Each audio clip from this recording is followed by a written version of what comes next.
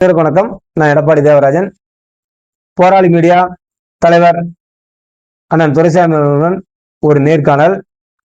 இன்றைய பரபரப்பான அரசியல் சூழலில் திமுகவின் இணை பொதுச் செயலாளர் ஆர் ராசா அவர்கள் அவர் முகநூல் பக்கத்தில் ஒரு பதிவிட்டிருக்காரு. இன்னைக்கு அது சம்பந்தமா தான் பேச போறோம். என்ன அப்படின்னு பாத்தீங்கன்னா, அதிமுகவும் திமுகவும் சேர வேண்டிய கட்டாயம் வந்துள்ளது அப்படின்னு ஒரு பதிவு போட்டிருக்காரு. அதை பற்றி அண்ணன் அவர்களிடம் அவர் அந்த கருத்தை கேட்க போறோம். அனைவருக்கும் வணக்கம். இன்றைய முகநூல் பக்கத்தில் திமுகவின் துணை பொதுச் செயலாளர், ஏற்கனவே மத்திய அமைச்சராக இருந்தவர், தற்போதைய நாடாளுமன்ற உறுப்பினர் ஆர் ராசா அவருடைய பதிவில் நடிகர் விஜய்க்கு பல கேள்விகளை எழுப்பியிருக்கிறார். இறுதியாக அவர் சொல்ல வந்தது என்னவென்று கேட்டால், திமுகவும் அண்ணா திமுகவும் ஒன்றிணைந்து நிற்க வேண்டிய காலம் கனிந்து விட்டது. அதுக்கு அவர் சொன்ன காரணம் என்னன்னு கேட்டீங்கன்னா, தமிழ்நாடு முழுவதும் 108 சட்டமன்ற தொகுதிகளில் வெற்றி பெற்ற தமிழக வெற்றி கழகம் நடிகர் விஜயின் கட்சி கரூர் தொகுதியில் மட்டும் வெற்றி பெற முடியவில்லை என்ற மனக்குறையோடு இருந்தார்கள். அதை போக்குவதற்காக கரூர் தொகுதியின் சட்டமன்ற உறுப்பினராக தேர்வு செய்யப்பட்ட முன்னாள் அமைச்சர் எம்.ஆர். விஜயபாஸ்கர் அவர்களை பேரம் பேசி, அதற்கு கூட ஆர் ராசா என்ன சொல்கிறார் என்று கேட்டால், நீதிமன்றத்திற்குத்தான் ஆதாரங்கள் தேவை, பேரம் நடந்தது என்பதை நிரூபிப்பதற்கு ஆதாரங்கள் தேவை, ஆனால் மக்கள் மன்றம் அதை கண்கூடாக அனுபவத்தில் பார்த்துள்ளது அப்படின்னு சொல்லிட்டு அடுத்து சொல்றாரு, எம்.ஆர். விஜயபாஸ்கரை ராஜினாமா செய்ய வைத்து விட்டு அந்த தொகுதியில் இடைத்தேர்தல் நடத்தி அதிலே வெற்றி பெற்று கரூர் தொகுதியில் வெற்றி பெறவில்லை என்ற மனக்குறையை போக்கிக் கொள்ள நினைக்கிறார் நடிகர் விஜய். அப்ப நடிகர் விஜய் அவர்கள் 10ஆம் தேதி கரூருக்கு வருகிறார். அது மக்கள் அந்த 41 பேரை சந்திக்க, உயிரிழந்த நீர்த்தவர்களை சந்திக்க தான் அப்படின்னு சொல்றாங்க. இது தேர்தல் பிரச்சாரத்துக்கு தான் வருகிறாரோ? இந்த செய்தியில் பார்க்கும்போது அந்த இடைத்தேர்தல் பிரச்சாரத்துக்கு வருவது போல் தெரிகிறது. அதுக்குதான் வரார், வேற எதுவும் கிடையாது. ஏன்னா அந்த மக்கள் செத்து 41 பேர் உயிரிழந்து தமிழ்நாட்டையே உலுக்கியது. இதுவரை இந்தியாவில் எந்த அரசியல் கட்சி நடத்திய பேரணி, மாநாடு, ஊர்வலம் எதிலும் இவ்வளவு பெரிய உயிரிழப்பு இல்லை. நடிகர் விஜய் நடத்திய அந்த கூட்டத்தில் தான் 41 உயிர்களை இழந்திருக்கிறார்கள். அவர்களை கூட உடனடியாக விஜய் சந்திக்கவில்லை. பாதிக்கப்பட்ட குடும்பத்தினரை ஒரு சொகுசு பேருந்தில் சென்னைக்கு அழைத்து அவர்களை பார்த்து ஆறுதல் கூறி அவர்களுக்கு பண முடிப்பெல்லாம் வழங்கியதாக கடந்த காலங்களில் செய்தி வந்துச்சு. அதனால என்ன சொல்றாருன்னா, ராசா 41 பேர் இறந்த இடத்தில் வெற்றி பெறவில்லை என்றால் நடிகர் விஜயை அந்த கரூர் தொகுதி சட்டமன்ற வாக்காளர்கள் ஏற்றுக்கொள்ள மாட்டார்கள். ஒரு குறையாக அவருக்கு ஒரு மனக்குறையா இருக்கும் விஜய் நினைக்கிறாரு. அதனாலதான் எம்.ஆர். விஜயபாஸ்கரை ராஜினாமா பண்ண வச்சிருக்காங்க. 41 பேர் இறந்து பல மாதங்கள் கடந்ததற்கு பிறகும் அந்த 41 பேர் குடும்பத்தை சந்திக்காத, அதுவும் அவருடைய வீட்டிற்கு சென்று சந்திக்காத இன்றைய முதலமைச்சர் ஜோசப் விஜய் அடுத்து இடைத்தேர்தல் ராஜினாமா செய்தவுடன் அறிவிப்படுது.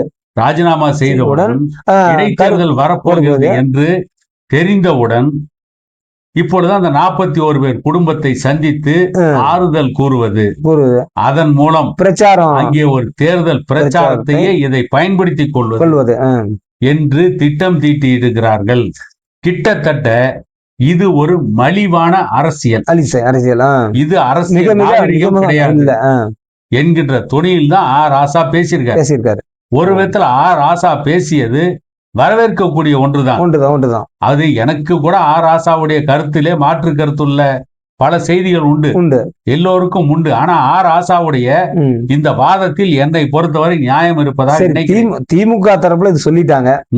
அதிமுக தரப்புல எங்க அதிமுக தரப்புக்கு வாய்ப்பு இருக்குமா இருக்காதான்னு தெரியல.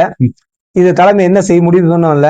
அந்த அந்த அடிப்படையில உங்களுடைய அதிமுக கருத்து என்ன மனநிலை இருப்பாங்க அப்படிங்கிற உங்களுக்கு என்ன கருத்து தோணுது? இல்ல அதிமுக மட்டும் எப்படி 41 பேர் மரணத்தை ஏத்துக்குவாங்க? ஏத்துக்க மாட்டாங்க. அதாவது நீங்க அரசியல் கட்சிங்கிறத நான் அதை சொல்ல இந்த கூட்டணிக்கு சொல்றேன். அரசியல் கட்சிங்கிறத விட்டுட்டு எந்த ஒரு தனி மனிதனும் 41 பேர் உயிர் மரணம் அடைந்ததை ஏற்றுக்கொள்ள முடியாது.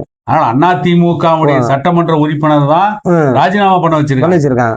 நாம என்ன சொல்றோம், இதே எம்ஆர் விஜயபாஸ்கர் தனியா சுயேட்சையா நின்று வெற்றி பெற்று அவர் ராஜினாமா பண்ணியிருந்தா நாம எம்ஆர் விஜயபாஸ்கரை விமர்சிக்க வேண்டியது அவசியம் இல்லை. நீங்க அவர் நீங்க அதிமுக நீங்க இரட்டை இலை சின்னமோ ஏதோ ஒரு சின்ன அதிமுக வேட்பாளரா நீங்க அதிமுக கட்சி உங்களுக்கு செலவு பண்ணிருக்கும்ல? கண்டிப்பா. எவ்வளவு செலவு பண்ணாலும் தெரியாது. அது நமக்கு தெரியாது. ஏதோ அந்த கட்சி செலவு பண்ணிருக்கோம், இவங்க சொந்த காசு செலவு பண்ணிருப்பாங்க. இவங்களுக்காக அதிமுக தொண்டன் உழைச்சிருப்பான்ல, கண்டிப்பா வேலை செஞ்சிருப்பான்ல, கண்டிப்பா. பலரோட காலில் விழுந்து ஓட்டு கேட்பாங்க. அவங்களோட உழைப்பு தான் அதிகம். வெற்றி இன்னைக்கு அந்த தொண்டன் ஓட்டுக்காக பலர் காலில் விழுந்திருப்பாங்க. பலர்கிட்ட போய் கெஞ்சி கூத்தாடிப்பாங்க. அதையெல்லாம் தாண்டி அந்த தொண்டர்களுடைய உழைப்பை உதாசீனப்படுத்தி விட்டு இன்னைக்கு நீங்க பதவி எதுக்கு ராஜினாமா பண்றீங்க? அப்ப அந்த ராஜினாமா பண்ணது மட்டும் இல்ல, இன்னைக்கு ஆட்சியாளர்களை குளிரூட்டுவதற்கான மனநிறைவு பெறுவதற்கான வேலைகளை செய்யறாங்கன்னு. ஆட்சியாளர்களை குளிர வைக்கணுங்கிறதால எம்ஆர் விஜயபாஸ்கர் ராஜினாமா பண்ணல. இவங்க அதிகாரத்துக்கு போகணும். இவங்க நல்லா இருக்குன்னு இவங்க சுகமா வாழணும், அதுக்காக போறாங்க. கடந்த காலங்களுடைய நோக்கம் இது நாள் வரை எம்ஆர் விஜயபாஸ்கர் இவங்களுக்கு எல்லாத்துக்குமே மக்கள் நலன் சார்ந்து எந்த முடிவையும் ஜெயிச்சதை வச்சு மாணவர் சமூகத்தையே அவமானப்படுத்திட்டு இருக்காங்க. யாரோ ஒரு சிலர் ரீல்ஸ் போடுறாங்க. ஒரு மாவட்டத்துல ஒரு 20 பேர் ரீல்ஸ் போடுறாங்க. எல்லா மாணவரும் ஒரு மாவட்டத்துல 50 பேர் ரீல்ஸ் போடுறாங்க. அப்ப இந்த மாவட்டத்துல படிக்கிற ஆயிரக்கணக்கான மாணவிகள் கல்லூரி மாணவர்கள் போடுறாங்களா? அப்ப எல்லாம் விஜய்க்கு ஆதரவா இருந்து போய் அப்பா அம்மா ஓட்டு போட்டு சொல்லிட்டு இருந்தாங்க. இல்ல இதெல்லாம் ஒரு பிம்பத்தை ஏற்படுத்திட்டு இருக்காங்க. இப்ப ஒண்ணும் வேணாம், நம்ம கிராமம் இருக்கு, எடப்பாடியில ஒரு கிராமத்துல போய் நீ ஒரு செடி எடுத்துக்க, பள்ளிக்கூடத்துல கல்லூரியில +2 BA BSc BE இந்த மாதிரி கல்லூரியில படிக்கிற மாணவர்கள் குடும்பத்தை எடுத்துக்க, எத்தனை குடும்பத்தில் இருக்க மாணவர்களுக்கு அரசியல் தெரியும் கேளு. அது விவசாயம் சார்ந்தே இருக்காங்க, யாரும் பெருசா அரசியல். அந்த மாணவ மாணவிகளுக்கு யாருக்கு அரசியல் தெரியாது, படிப்பு தெரியாது. அவங்க எப்படி போய் விஜய்க்கு ஓட்டு போட்டு சொல்லியிருப்பாங்க? இல்ல. திட்டமிட்ட இதில் ஏதோ ஒரு மோசடி நடந்திருக்கு அப்படின்னு உங்களுக்கு எண்ணம் அப்படின்னு நான் நினைக்கிறேன். நான் கேட்கிறேன், வேணா போய் நாம கேட்போம். நாம 2 பேரும் போவோம். இந்த மாதிரி உங்க பிள்ளைங்க இருக்காங்க, உங்க வீட்டுல இருக்கிறாங்க, உங்களுக்கு சொல்லி ஓட்டு போட சொன்னாங்களா?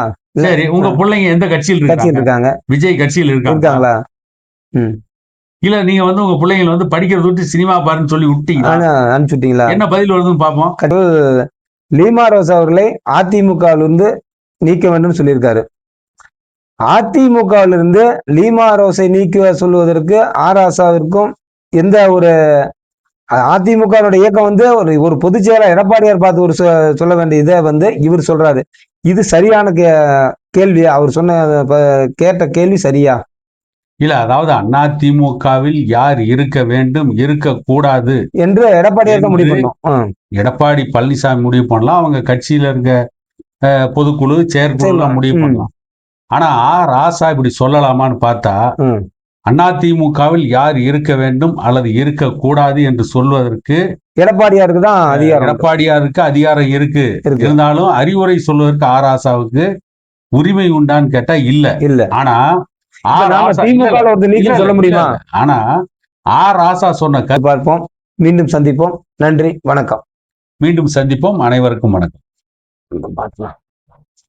இதே